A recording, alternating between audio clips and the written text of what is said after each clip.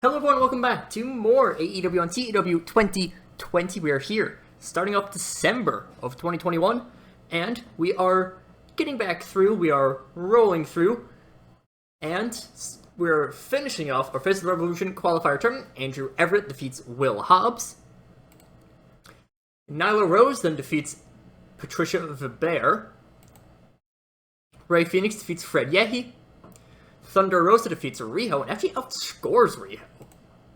And after the match, Vicky Guerrero very casually gets to the ring and she has a mic in her hand. She cuts a promo on how since her late husband founded the LWO, wrestling has evolved, and the most important part of that is the evolution of women's wrestling, Latina or otherwise. So she insists that Thunder Rosa, who's been with AEW for over a year now, is going to take the women's wrestling world by storm with Vicky at the helm as part of the LWO, taking the title off of Mayu and showing that Japan isn't the only country outside of America to produce great women's talent. So yeah, we have had Thunder Rosa on the roster for over a year at this point. Haven't really done anything with her. There's a lot of people that have been on the roster for around a year that I just haven't done anything with. So Thunder Rosa starting to get a push with the LWO. We then go Vikingo versus Kip Sabian. And actually, Vikingo and Sabian score the same level, which is very nice. They have great chemistry. Vikingo was off his game, though, so that could help it.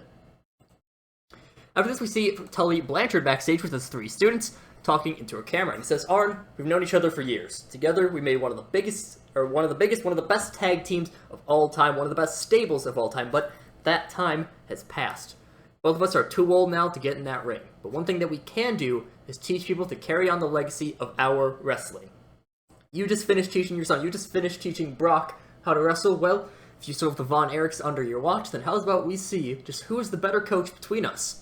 When we tried this last year, we never got a proper conclusion, but now is the time that we will, once and for all."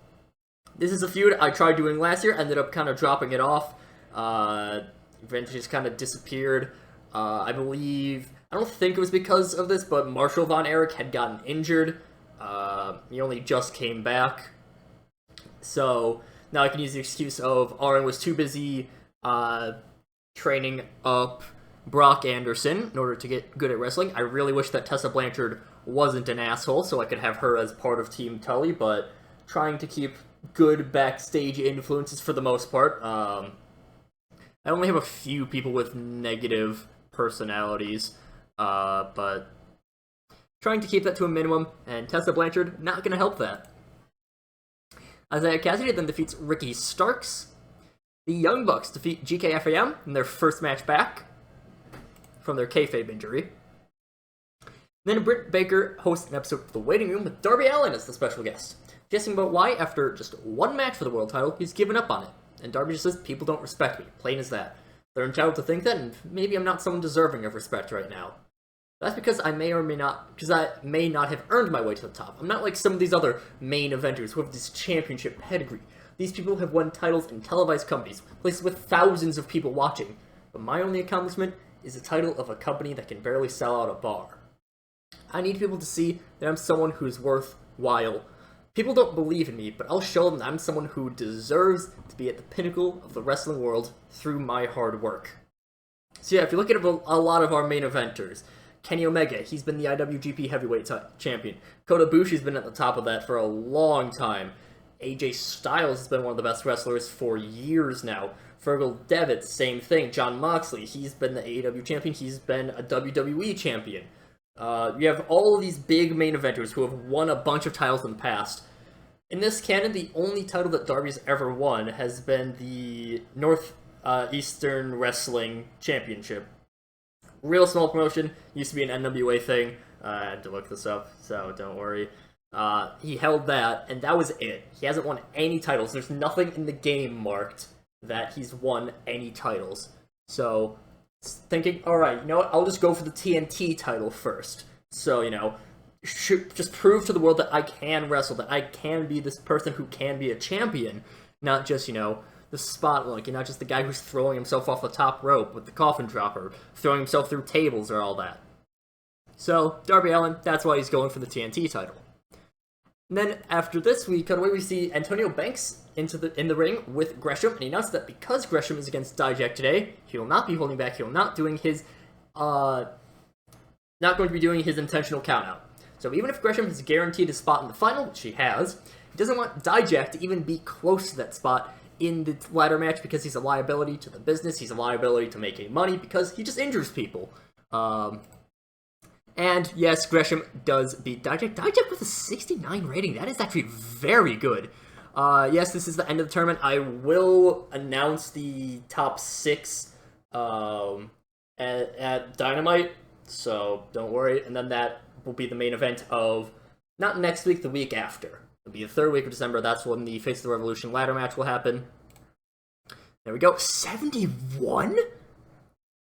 Good lord, that was a good episode of Dark. But, we're gonna assume that Dynamite will be better. So, let's see how that goes.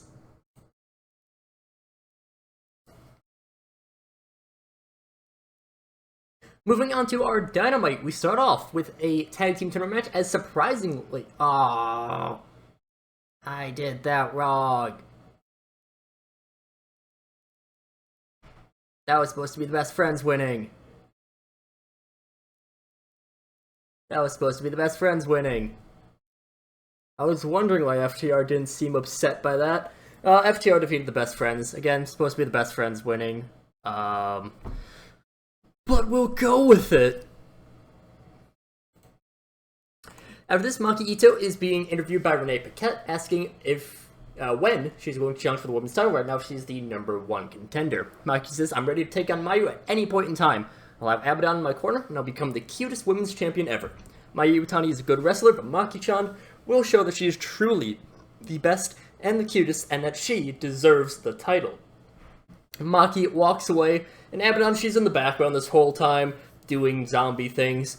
And then she walks up to Renee, sniffs a little because she's a zombie, then walks away. Renee's very confused by this, understandably so. But yeah, Maki just saying that she's ready for Mayu at any point in time. AJ Styles then defeats Willie Mack in his in-ring debut. And he's given a mic by Priscilla Kelly after the match as the rest of the Bullet Club flood into the ring as AJ is in the middle. He says, "I look and I see all these versions of the Bullet Club. Fergal Devitt, the Prince, the original, one of the original founders. Then we have the Elite, the group that saw some of the best wrestlers in the world fly the banner of the club. Adam Page, Marty Scurll, Adam Cole, Kenny Omega, the Young Bucks. And then there's me. I'm the man who made the Bullet Club the greatest stable in wrestling history. I'm the man who brought them in. Screw the NWO, screw the whole Four Horsemen. The Bullet Club is the best stable. We have lasted for 8 years, and we've been at the top of pro wrestling for all that time. I see everyone wearing Bullet Club shirts. I see everyone who got into pro wrestling, everyone who's a fan of pro wrestling because of the Bullet Club, and I know that's because of me. Japan has seen what we can do, but America's been safe from the club for far too long. People have forgotten just how good the club is, and we're going to show everyone. I am going to show everyone why the club is the greatest stable of all time." So, yes, of course, we have a lot of Bullet Club here. I mean, obviously, the Elite part of the Bullet Club initially, but then we bring in Fergal Devitt. He's one of the original founders. It was, him, Anderson, Tama Tonga, and Bad Luck Fale. That were the original founders. We have one on AJ's side. 2 are still in Japan. We don't have either Fale or Tama Tonga. Or whichever one of the Guerrillas of Destiny it is. I forget which. We have the Elite, which of course founded the company. Now we have AJ Styles, who's in. He has one of the original founders. He has another former member in Doc Gallows. He's brought in 3 new people: Priscilla Kelly, Scorpio Sky, Alexander Hammerstone. Hammerstone we haven't actually seen in ring, I don't think, yet. But, Scorpio Sky, he's good. He's a former champion. He hasn't really done much since then. Priscilla Kelly, she's still very good. But we haven't really done anything with her. So, AJ Styles saying, hey, we have all these people that we're better than literally everyone else. We can show that. We can prove that. AJ Styles is going to hopefully do that. And after this, Kurt Angle is talking to his entire crew backstage when he's approached by Chris Jericho. And Chris Jericho says, "It seems like always you're just gonna fall a little bit short, huh, Kirk? Well, don't worry. The champion knows that you tried, and I know that you're gonna keep telling yourself that you were doing a good job, that you're going to be doing a good job, when none of your people will ever reach the heights of the Inner Circle, will ever reach the heights of the champion, the AEW champion, the demo god himself." And Kurt gets very annoyed by this and snaps back that Chris Jericho's not the champion. He hasn't been the champion for 2 years. Of course, lost it in real life to Moxley at Revolution 2019. Right? No, Revolution 2020. Lost at Revolution 2020 to Jon Moxley. And then, so why is he calling himself Le Champion if he hasn't been a champion for, again, almost 2 years? And Jericho, he doesn't really, say anything to counter that. He just gets annoyed, storms off. He's yelling things at Kirk Angel, as he called him. And all of Kurt's crew like, what the hell is going on? So yeah, Chris Jericho, Kurt Angle rightly pointing out that he's not Le Champion. After this, Jurassic Express defeats the Motor City Machine Guns. Alex Shelley with a 71, very impressive. After this, Paul Heyman announces the results of the Face of the Revolution qualifier tournament, and the 6 participants in the ladder match to main event in 2 weeks' time. Jonathan Gresham was the leader with 7 points, Vikingo had 6, Isaiah Cassidy had 6, Andrew Everett had 5, Ray Phoenix had 5 points, and Ricky Starks had 5 points. Those are your 6 participants in the main event of Week 3 of Dynamite, Week 3 of December. See who wins the Face of the Revolution title ladder match in order to get a chance at any championship of their choosing with any fair stipulation at any point in time. But it's not a Money in the Bank because you can't just cash in as someone's right after match. It has to be at least a week in advance. So, yeah. After this, Ashley Flair defeats Cynthia Regal in a pretty short match. Cynthia Regal bruises her pectoral muscle. Thank you, Gail Kim. Thank you, Ashley Flair. Following the match, Bernice offers the mic to Flair, who refuses, and I just realized that Tenille, Deanna, and Britt Baker were supposed to be off screen, but oh well. And it's handed over to Lady Lydia, who speaks on Flair's behalf, and she says, "Our queen, the most regal female wrestler in the history of this sport, is disgusted by all of you. She leaves to ensure that such blatant cheating, such blatant disrespect to this business, to this sport, on the part of Maki Ito is not to happen again, and all you do is insult her. Well, none of us will stand for it. Tenille Dashwood, Deanna Purrazzo, and Britt Baker, you're all nothing compared to the royalty of our queen, the queen of pro wrestling, Ashley Flair, and none of you will ever be as good as she is. None of you have the regal pedigree. None of you have the skills, the talent, the pure wrestling know-how of the queen." This is rated entirely off of the entertainment of the 3 regens, the 3 members of the Queen's Court. They're still pretty new. Still need to use them more. After this, we see the Elite backstage with Cody and a few members of the Nightmare family, and ask for Cody's help with the Bullet Club. Cody refuses, however, saying that he no longer wants to associate with the Bullet Club now that he has the Nightmare family. Kenny pleads with Cody, but Cody still refuses, and he walks off with his students, leaving the Elite in their locker room. The Young Bucks say that they're ready to face off against the Club and the Cult, but Kenny and Hangman rightfully point out that the issue isn't their talent, it's the numbers game. Of course, these 4 are some of the best wrestlers in the world. They're scoring 90s, but they're still outnumbered by a lot, even with the Princedom, even with Sting and Jeff Hardy. They need allies. They're outnumbered. And as they're still discussing, Hangman's like, alright, you know what? Just to bring this away from all of this talk, when I get my title match against Pac, because he did actually give up his #1 contendership in order to help out the Elite still, so he can basically just crash that at any time, is what I'm thinking. Gave that over to Rami Sabay. And that he wants the Elite to all be at ringside to make sure that Pac's goons don't interfere, that he doesn't get injured by the Bastard, and the Elite agree to this. Of course, without Cody Rhodes. We then have Hikaru Shida in the ring. She offers an open challenge, and she says that, despite being a former champion, she's been down on her luck, and she announces that she will continue to hold open challenges until she loses, at which point she will leave AEW. But she, of course, is not leaving right away. She defeats Lavender Sky, Full Metal Muffler. Pretty decent performance. Shida, very nice performance. I believe Shida's our third best in-ring worker for the women's side, because we have Kana, Mayu, Shida. Very good, all of them. But I need to do things with Shida. Maybe just a winning streak, open challenge, all that. Imagine this is a very respectful match. They're being very fair about it afterwards. Shida helps Lavender Sky up to her feet, all that stuff. And with this, we catch up with the infiltration of the Hardy compound, and we see the top flight have managed to reach the Lake of Reincarnation. We see a massive crate filled with cans of Monster Rehab beside the small certain area that we saw Devon preach at before.